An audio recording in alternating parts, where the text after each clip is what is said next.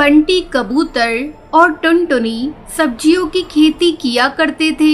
उनके घर के बाहर उनका छोटा सा खेत था। इस बार तो आपने बहुत सारी अलग अलग सब्जियां लगाई हैं। हाँ टुनटुनी, इस बार मैंने पहली बार कद्दू की सब्जी लगाई है। जब सारी सब्जियां आ जाएंगी तो हमें अच्छा खासा मुनाफा होगा। हाँ, लेकिन पहले हमें इन पौधों का अच्छे से ख्याल रखना होगा। हाँ, वो तो रखेंगे ही। मैं और आप कोशिश करते रहेंगे। टुनटुनी और बंटी कबूतर मिलकर अपनी सब्जियों के खेतों का बहुत अच्छे से ख्याल रखते थे। उनके खेत ही उन दोनों की कमाई का जरिया थे। धीरे धीरे उनके पौधों में सब्जियां लग गईं। ये देखकर वो दोनों बेहद खुश थे। लेकिन एक दिन टुनटुनी ने देखा कि घर का सारा राशन खत्म होने की कगार पर है। अजी सुनते हो, सारा राशन खत्म होने वाला है। आज आखिरी बार खाना बनाऊंगी। अच्छा, कोई बात नहीं, कल कुछ सब्जियां तोड़कर बाजार में बेच दूंगा, ठीक है? उस रात टुनटुनी और बंटी कबूतर सो गए। तभी तेज बारिश शुरू हो गई। बारिश के साथ तेज आंधी भी शुरू हो जाती है। मौसम अपना कहर बरसा रहा था। तभी एक बिजली की आवाज सुनकर टुनटुनी की नींद खुल गई। उसने बरसात की आवाज सुनी और अपने पति को उठाने लगी। अजी उठिए, उठिए, बाहर आंधी तूफान आया है। क्या? हाँ, आवाज सुनिए। जब बंटी कबूतर डाल पर आकर देखता है, तब तक तेज आंधी से सारे पेड़ पौधे उखड़ चुके थे। टुनटुनी, सारे पौधे उखड़ चुके हैं। हे राम! आप पहले अंदर आइए। बंटी कबूतर घर के अंदर आया और उसने दरवाजा बंद कर दिया।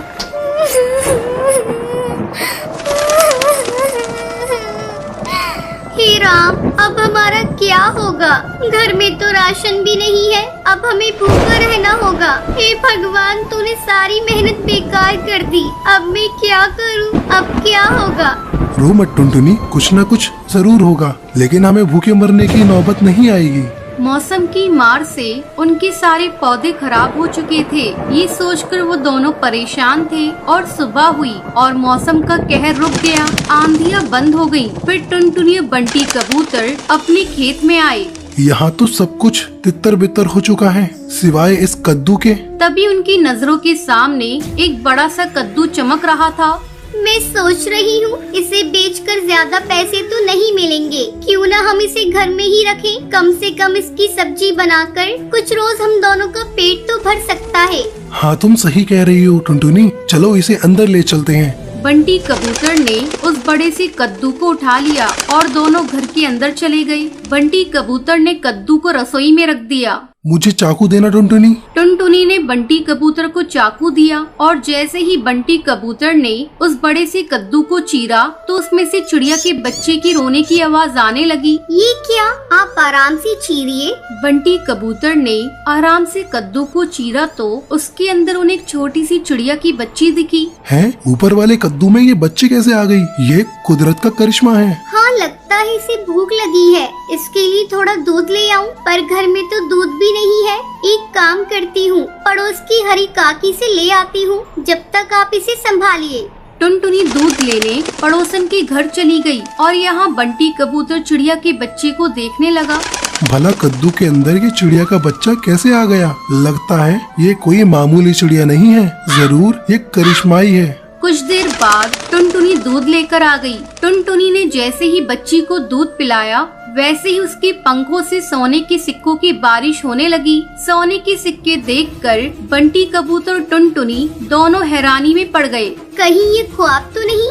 नहीं, ये सब हकीकत है। ये चिड़िया कोई आम चिड़िया नहीं है, ये जरूर कोई जादुई चिड़िया है। अब हमें क्या करना चाहिए? हमें इसका अच्छे से ख्याल रखना चाहिए जब तक इसके माता पिता नहीं मिल जाते। अब तक हम गरीब थे, लेकिन इतने सारे सोने से हम अमीर बन गए हैं, तो अब हमें गरीब पक्षियों की मदद करनी चाहिए। आप बिल्कुल सही कह रहे हैं। गरीबी की तकलीफ क्या है वो हमें ही पता है। टुनटुनी और बंटी कबूतर ने उस चिड़िया का बहुत अच्छे से ख्याल रखा और सोना बेचकर मिले हुए पैसों से दोनों ने गरीब पक्षियों की मदद करना शुरू कर दिया। वो दोनों रोज जंगल के गरीब पक्षियों को खाना बांटा करते थे। ऊपर वाला तुम्हें हमेशा बरकत दे। शुक्रिया कालू कौवे, शुक्रिया। टुनटुनी और बंटी कबूतर गरीब पक्षियों की मदद करके अपना जीवन खुशी खुशी बिताने लगते हैं।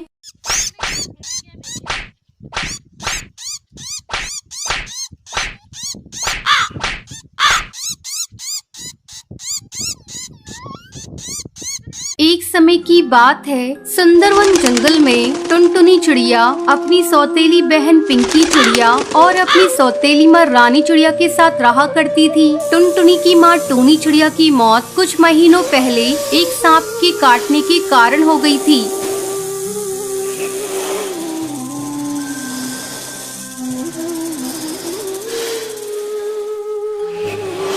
तब बंटी कबूतर एक विधवा चिड़िया से शादी कर लेता है। पिंकी चिड़िया उसी की बेटी थी। पिंकी चिड़िया टुनटुनी पर बहुत अत्याचार करती थी।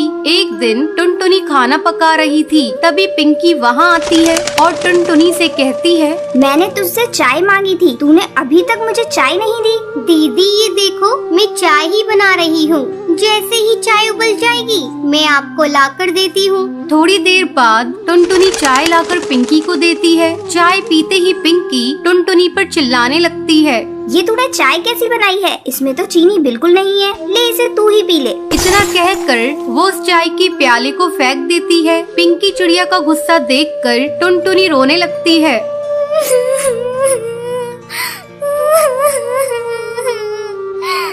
टुनटुनी की रोने की आवाज सुनकर रानी चिड़िया वहाँ आती है। तब टुनटुनी रोते हुए उससे कहती है,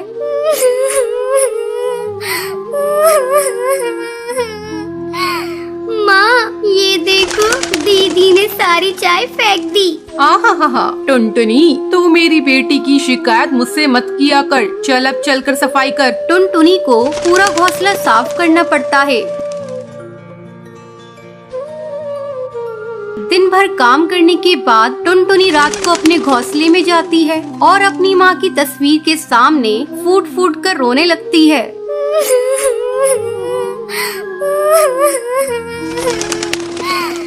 माँ तुम मुझे छोड़कर कहाँ चली गई? पिंकी चिड़िया मुझे बहुत सताती है। पापा भी अब मुझसे पहले की तरह प्यार नहीं करते।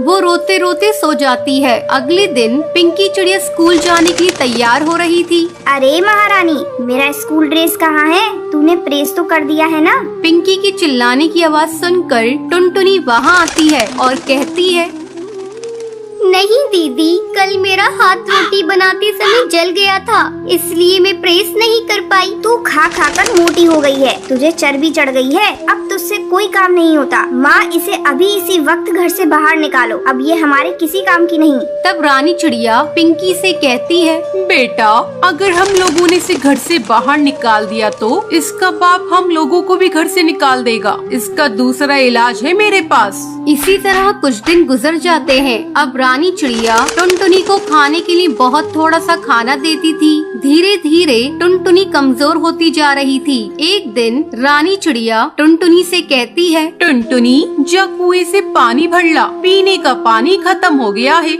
माँ मैं कुएं से पानी कैसे निकालूंगी? मैंने कभी कुएं से पानी नहीं निकाला, मैं कुएं में गिर जाऊंगी। तू डरती क्यों है? तेरे साथ पिंकी चिड़िया भी जा रही है। हिम्मत करके टुनटुनी पानी भरने के लिए कुएं पर जाती है। जैसे ही वो कुएं से पानी निकालने लगती है, पिंकी चिड़िया उसे कुएं में धक्का देने के लिए जाती है। पिंकी चिड़िया का बैलेंस बिगड़ जाता है और वो कुएं में गिर जाती है।